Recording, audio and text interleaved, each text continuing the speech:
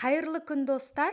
Бүгін мен сіздермен менің отбасымның ең сүйікті тағамдарының бірі өте дәмді жаппасай тағамның дайындалу жолымен бөлісетін боламын. Менің видеоларымды жіберіп алмас үшін каналға тіркеліп жанындағы қоңырауша белгісін басуды ұмытпаңыздар. Ең алдымен ыдысымызға бір жұмыртқамызды жарып, үстіне бір шай қасық тұзымызды салып, сондай-ақ жылы суымызды құйып, шанышқының көмегімен тұзымыз ерігенше сәл араластырамыз. Содан соң үстіне қажетінше ұнымызды міндетті түрде електен өткізіп саламыз. Ең алғашында мен осылай шанышқының немесе қасықтың көмегімен жақсылап ұнымыз біріккенше араластырып алатын боламын.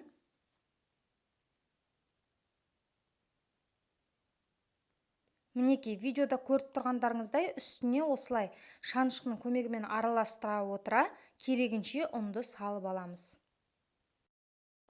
Содан кейін қолымыздың көмегімен қатты қамыр илейміз. Қамырымыз кәдімгі етке арналған қамыр секілді қатты болуы тиіс. Мінекей, біздің қамырымыз дайын, бетін жауып 10 минутқа қалдырамыз. Осы кезде қызып тұрған майымызға қалауыңызша кез келген етті салып, қуырып аламыз. Менде жылқы еті. Етті бұдан ұсағырақ ары төрпіштетіп турасаңыздар болады. Мен осылай сәл орташа қылдырып турадым. Етімізді жақсылап араластырып қуырғаннан соң үстіне пиязымызды ұсақ етіп турап саламыз. Сондай-ақ үстіне қалауыңызша кез келген дәмдеуіштер қоссаңыздар болады. Бұл жерде менде тұз, паприка, қара бұрыш және аздаған қызыл бұрыш. Мен тағамға көбіне томат пастасын пайдаланбай, орнына паприканы қолданамын. Өте дәмді әрі қызғылт түс береді.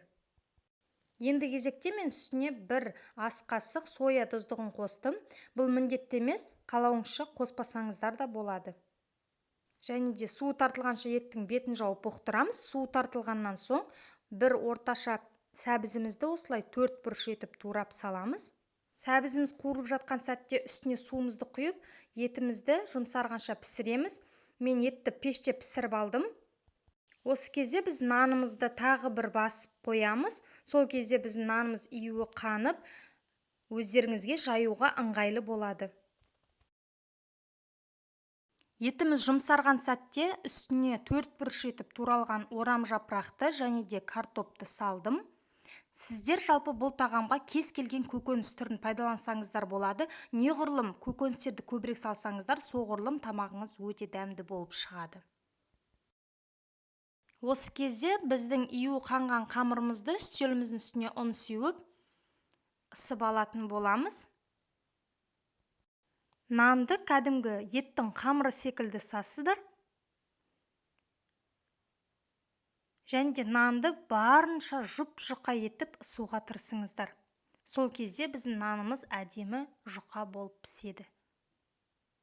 Егер нандарыңыздың шеті қалың болып жатса, осылай видеодағыдай шет-шетін басып жіберсеңіздер болады. Бізде осындай үлкен қамыр шықты.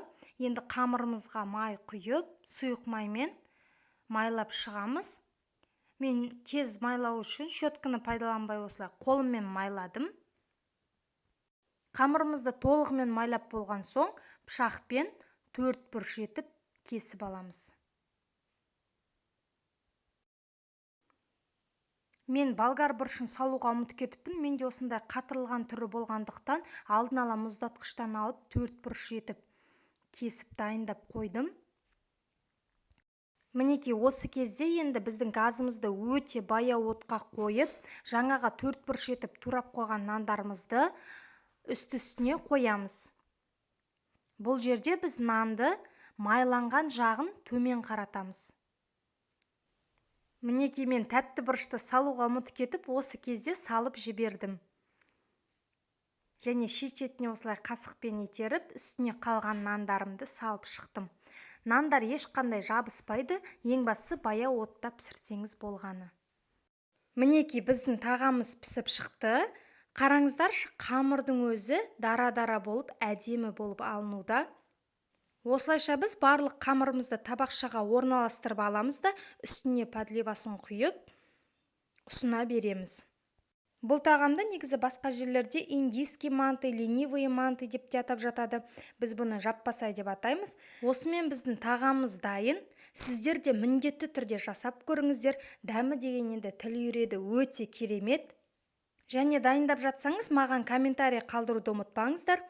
Менің рецептім бойынша жасап, сіздерге пайдам тиіп жатса қуаныштымын. Сіздермен бірге болған мөлдір, назарларыңызға көп рахмет.